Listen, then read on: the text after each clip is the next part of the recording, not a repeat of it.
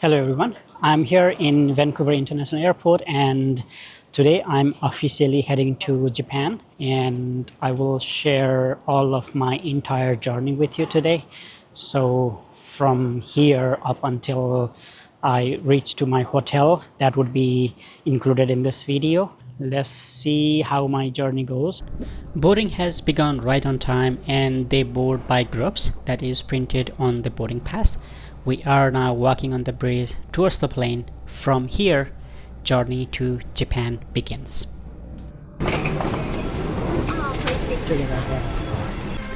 We are all seated, but let me just show you the legroom. Look at how much space is there. And the seats also reclines at least 6 to 7 inches. This is very impressive compared to Air Canada international flights. And here we go. The plane is now taking off, leaving Vancouver.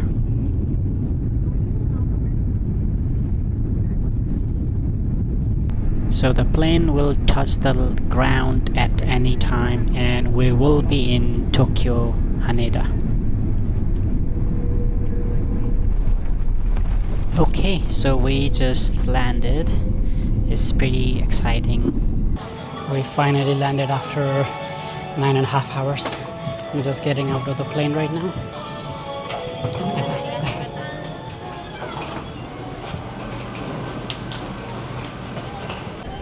Now we are heading towards the immigration, which is looks like through this way. To my right here. So there it says arrival. So we are gonna go right there where the lady is. Going towards the immigration, which is right in front of me. Right here. I cannot take video, so I will see you after that. I just cleared the immigration. It was maybe 5 minutes maximum. And this is outside the customs. So this is the arrival gate. And looks like the train's this way.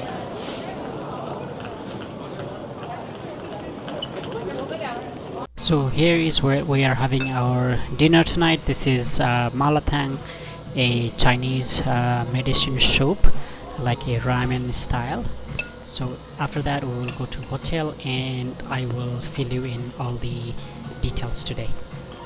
We are here at the hotel. This is our hotel for 7 nights. Alright, now that I'm settled here at my hotel, let me share my overall trip today from Vancouver up until Haneda and to my hotel. So it will help everybody who is coming here new. I'm hoping that this will give you some idea. So first of all, ANA was fantastic. It was my first time. Their hospitality was great. The food was awesome. They serve one main meal and a snack like a breakfast. The crew was fantastic. They would give you plenty of services like water, whatever you need. Flight was good. The legroom was so spacious, like I showed in my video. The seat reclines way back. ANA economy is also great. So now let's talk about when we arrived. Since we were at the very back, it took some time for us to get outside of the plane. As soon as we came out on the bridge, just right outside, let's say once you are done with the bridge, right there is the immigration. So you just have to turn right and there is a big area where there's lots of kiosks, those self-serve machines. Basically you go there with your Visit Japan QR code that you do prior to leaving and you scan that and then you look at the information on the screen. So it will ask you to scan your passport. There's a little scanner. You just place your passport facing your face down and it will read your passport. It will ask it will take a picture of you, so just show your face on the camera there. It is all in English. You can press English language. It is very easy. Anyone can do it, and they will ask you to take a fingerprint like biometrics, and once all the process is done, it will give you a letter. So let's say A, B, C, or D. Then you just follow wherever it says A, B, or whatever you have. So then that's where you meet immigration officer. So you just hand in your passport. They will do their things and they will attach a visa on your passport and they will give you some time, 90 days, 60 days, 30 days, depending. And that's it. Once that is done, you just come out, and that's where baggage claim area is. You collect your baggage if you have any, and then again you have to walk through customs again, follow the signs, so A, B, C, or D. The one interesting fact that I noticed is as you are coming towards the customs to go out, the camera detects your face. It will give you a gate number like A, B, or C. That is the same letter that you initially got. So that was a bit techy for me, but it was amazing. And just line up at the customs. Generally they will let you through. If there's any issues, they might stop you, and they didn't stop us, so I can't really tell what's the process. But then I just went through those customs little section, and we just came out to the main arrival hall. So from the bridge, end of the bridge to end of customs, I would say it was about 6 minutes or 7 minutes maximum. It also depends what time your flight arrives and maybe the how many flights arrived at that time. But for us, it was so quick. I would suggest having at least 1 to 2 hours just for a backup. If you are done quick, that's good. Otherwise, you have some time. So once we come out of arrival, the arrival hall is quite big. So if you just look straight, then there's two sections, right and left. Left is where you take monorail, right is where you take Keikyu line. So that is a different train, which I will talk in a minute. And then that is towards the front, right? But immediately if you turn right, just on the arrival hall, then far end, there are various sections, various shops like eSIM, there's a baggage delivery counter, there's washroom tests, so many things. Also, if you look straight towards your left, there is a 7-Eleven ATM as well. You can withdraw cash there. That's what I did. And now I'll show you how to withdraw cash, and I'm using the 7-Eleven ATM.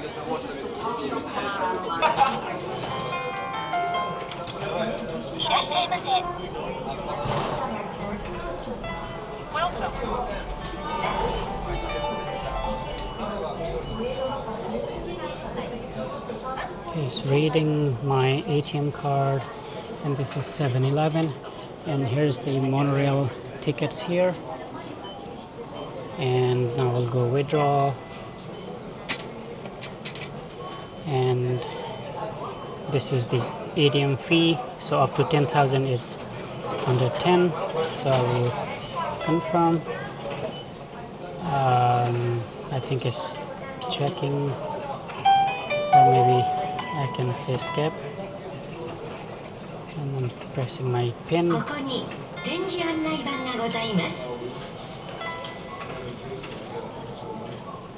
And I will withdraw 10,000. Confirm. Let's see if it works.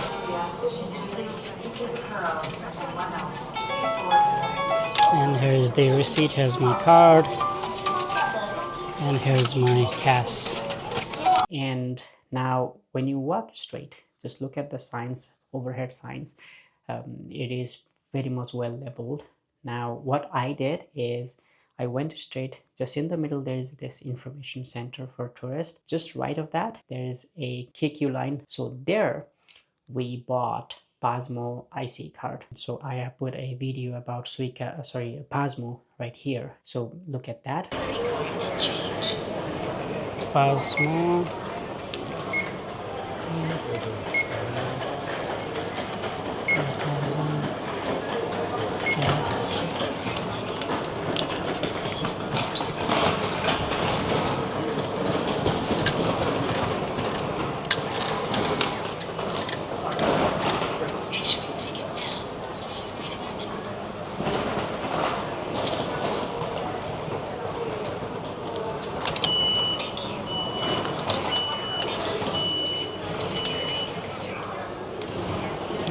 Okay, now I will show you actually how to put money into your IC card.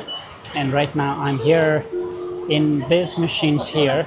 So basically you can be in any machines, it does not matter, but it should say recharge or there's some sort of charge, and it must also say like IC card. So things like that, it says IC right here. So I'm gonna use this. Let's say I go language, English. And then there are various options. So one of them is IC cards. I put IC card. And it says charge or check balance. So charge, put the IC card here.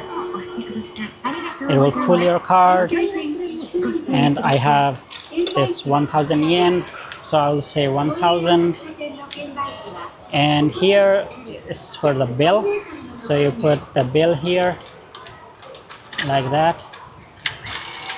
So it pulled the money in, and I have 313, and then it put, I added 1000, so now I have 1313, and then it will give back the IC card. And that's how you charge your IC card. So anytime you are out of money, you just come to one of this, like this ticketing counter here, or all these machines here, and you follow the language, and that's how you recharge. Now, lots of people, they over the internet, they prefer Suica card over Pasmo card, but it turns out it's same thing. Whatever card you get, you buy that. It does not matter whether it's a Pasmo or it's a Suica, or even if it's a Ikoka in Osaka. We bought 2 Pasmo, and I bought a Suica from a different terminal. With Pasmo, it works same as Suica. So there's, like I mentioned, there is no difference. The only difference is who is issuing the card. So Pasmo is issued by Tokyo Metro versus Suica is more like JR lines. Now, when you buy Pasmo, there are 2 versions. So one is regular Pasmo, which is valid for 10 years, but there is a deposit of 500. But Welcome Suica, that's what we bought, is free of cost, as in there is no deposit, but it is only valid for 28 days.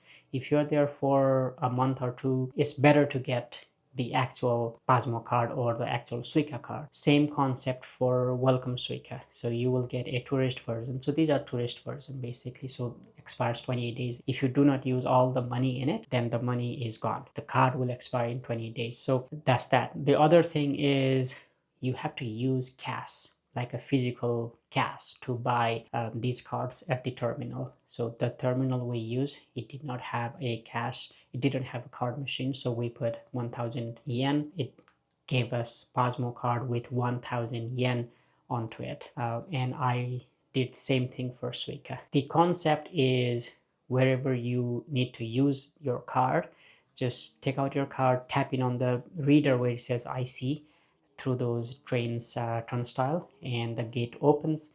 When you go out, you also tap it again, then that will deduct the fare from point A to point B. So that's how it works. The other thing that I also learned is there's actually a digital version of these cards. On your iPhone, if you go to Wallet, so there's an app called Wallet. It's not a separate app, just Wallet.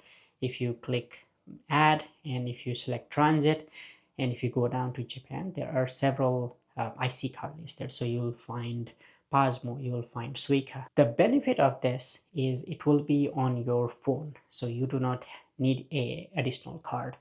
This digital will work same as having a physical card, but the convenience of having on your phone. So basically, when you go into this turnstile or train stations, you basically tap your card, tap your phone on the reader, and it just opens. The other benefit is you do not need gas, so you can top up from your credit card. So that is very handy, because then if you run out of gas, you will have no option to top up your IC cards in Japan. So I found out that you will need a physical card, physical cash, to top up IC card. So it is better to have digital IC card. It works same way. It really does not matter. So whatever shops, whatever restaurants they accept IC card, they will accept this phone IC card. It is same thing. Now let me share what does an IC card do. I mean, in my upcoming videos, I will talk about it more, so make sure you subscribe. But just a brief information. So IC card, treat this like a credit card. So you have a credit card, you have money onto it. Let's say you have 1000 yen. So anytime you need to pay, you tap it and certain amount gets deducted. Let's say you went to a shop and you spend 300 yen. You tap it, so 300 goes from that card, you have 700 left. So same thing, you keep spending, money gets deducted, and you will have a balance. Once you are done, you just have to fill it. The only thing is you need to have money first. So you need to top up. Let's say you need to put 1000 yen in order to spend it, right? So you cannot keep paying and then pay it later. You cannot do that. First, you need to, it has to be upfront. You put money upfront and then money gets deducted. And wherever you see those IC logo, your IC card is accepted. But the only thing is it does expire. If it's a welcome, a tourist version, welcome Suika or welcome Pasmo expires in 28 days. So make sure you burn out all the money. If not, everything will be gone. But if you have this 10 years one with the deposit, then you can keep it for 10 years. Talking about how do we came to hotel. At the station, just where we bought Pasmo, that's a Keikyu line. It's a Keikyu airport line. So we went on platform 2 and we took the express line, and it was Inban Nihon Itai. So that train was going towards that direction. So we went inside, we stayed up until it change the train. So earlier it was Keikyu line, then it becomes Asakusa line. So you do not have to come out, you just keep staying there. And it becomes, once it becomes Asakusa, we got off at Nihonbashi station. So A13 was where we got off, and every station has a number. So we get in at KK16, so that is the airport, and then we got off at Nihonbashi. That's where we changed to another line. We transfer to Tozai line, and now then this station becomes T10. Earlier you were on T13, but this platform now becomes T10, and we got off at T16 Nishikasai station. That's where our hotel is. It was very easy, I would say, though anybody who do not have experience with trains, mostly in North America, we do not have that extensive networks of trains, so it might be confusing for first few rides, right? Just to navigate the platform, navigate the trains. There are express trains, there are local, there's rapid express, so it takes time to figure out. But once you do one or two rides and keep looking at the maps, so this is the map that we follow. So if you look this map very carefully, everything is written here. It even says remain on board, so that means you do not have to get out. It also tells how many stops, what platform to go, and even what car to board. It is not that difficult, but you may need to get used to it. You don't have that fear that trains are too complicated. It's not like that. It's just a little confusing for the first time. And the reason that we chose Nishikasai station area for our hotel is because it is closer to metro. It is a little bit far from the main city center, but also the hotel wasn't that expensive as how we see in Asakusa or Shinjuku area. Also, the other thing we wanted was 3 beds in one room. So having 3 beds in one room was also difficult, and most of the hotels were sold out in the central area. So this was the most viable option for us. It includes free breakfast in the mornings. We are here 7 days, 7 nights actually. I will give you a room tour just after this, but it is up to you wherever you want to go.